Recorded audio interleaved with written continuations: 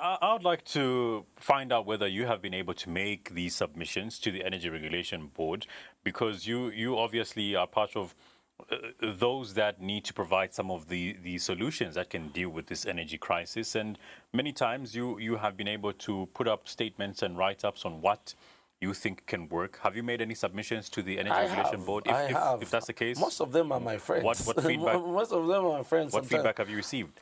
Feedback doesn't really come in. Rome was not built in a day. That's one thing that you have to understand. And even though you, as an individual, if I take my submissions, of course they'll look at them, review them. Maybe some of the ideas are even gotten from me. You might not know. And some of those ideas will be gotten, and somebody would say, no, this idea, we take it up, and they'll not come to me and get and tell me to say we are crediting you for that. It's Zambia. Let's not lie to ourselves. There's nothing that you can tell me to say, no, this person will give me credit to say, no, this person, the idea that we are taking is from Engineer Zulu. No, and I don't need to cry for that. As long as I'm putting in my effort, my little effort, by coming here, spending my own transport to come here, talking to you, and educating people out there. Yesterday, I was educating a certain young man that approached me and said, "Shidachi free Jocho Mwade Tedechidia. We should connecting malaiti because manage connect that you free chidia. So maybe and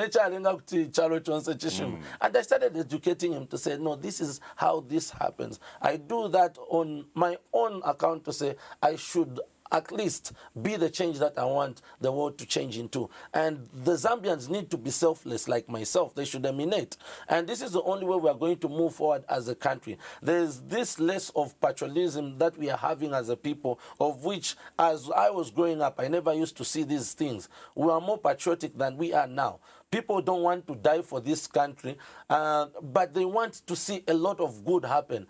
Are you confident that Zesco will see to it that we do not experience another nationwide blackout? And are you also confident that they will be able to go back to how they started the month of November by giving us 7 hours of power supply as it was promised? Blackouts you have.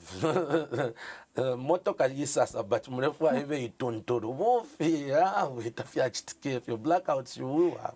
Maybe the frequency won't be that much, but then blackouts you will have. That's the truth. The system is not okay. It needs a lot of upgrading. In fact, if I were them, I would just tell you we need a overhaul. We need a smart grid. We need a smart grid, a grid that we can communicate to us. It can give us real-time data that we need. But then how are you going to be able to purchase that equipment, which is even expensive with the current low tariffs? That's one fact.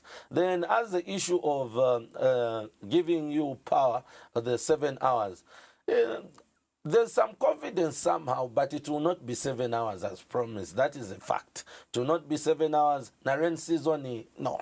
With the current rain season, you know what happens, electricity and water.